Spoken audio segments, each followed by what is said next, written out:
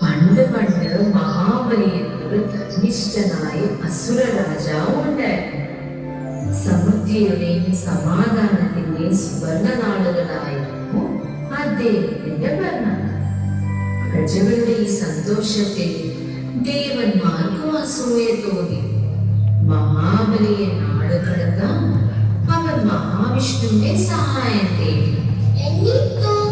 എന്നിട്ടെന്താ, മനസ്സില്ലാ മനസ്സോടെ ഭഗവാൻ അതിന് വഴങ്ങി.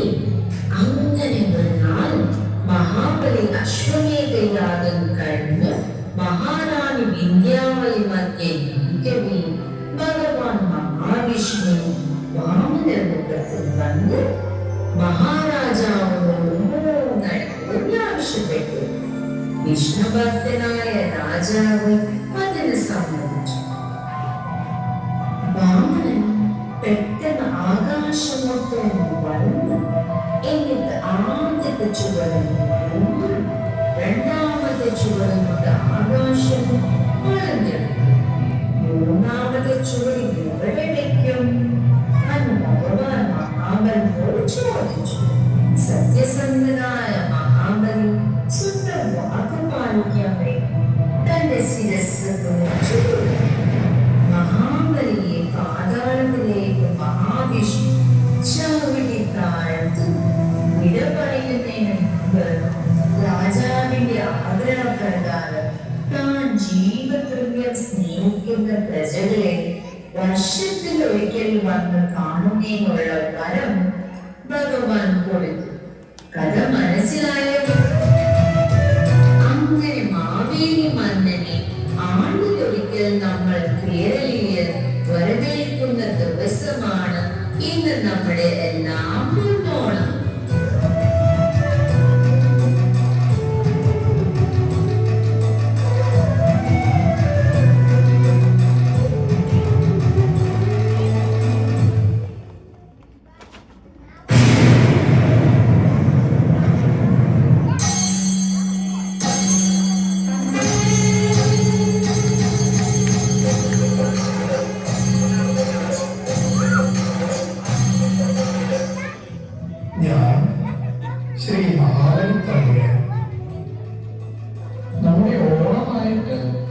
മറ്റ് ആഘോഷ പരിപാടികളൊന്നും ഇല്ലേ?